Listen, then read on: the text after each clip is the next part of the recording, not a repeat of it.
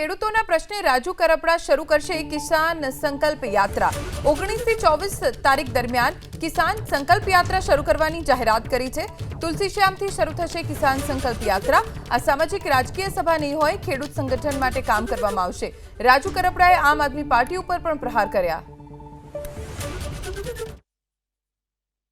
તો આવનાર દિવસોમાં એટલે કે આવતી 19 તારીખથી 24 તારીખ સુધી તુલસીશ્યામથી અમે કિસાન સંકલ્પ યાત્રાની શરૂઆત કરીએ છીએ। જે તુલસીશ્યામથી સાવરકુંડલાથી અમરેલી, અમરેલીથી બગસરા ધારી, ત્યાંથી વિસાવદર, માળિયા હાટીના, કેશોદ, જામનગર, મોરબી, રાજકોટ, જસદણ થઈને સુદામડા ગામે 24 તારીખે સમાપન થશે આ કાર્યક્રમ।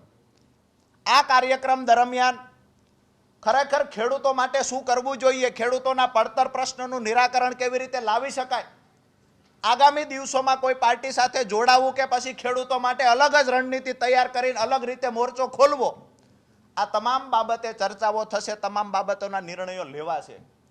આજ દિવસ સુધી કોઈ એવું માનતું કે ખેડૂતોનું સંગઠન નથી, ખેડૂત ક્યારેય સંગઠિત થતા નથી અને જેવી રીતે મન ફાવે એવી રીતે રાજકીય પાર્ટીઓ ખેડૂતોનો ઉપયોગ કરી રહી છે। પરંતુ એમને કહીએ છીએ કે ગુજરાતના ઇતિહાસમાં ક્યારેય ખેડૂતોને સંગઠિત નહીં જોયા હોય, એવી રીતે સૌરાષ્ટ્રના ખેડૂતો આવનાર દિવસોમાં સંગઠિત જોવા મળશે।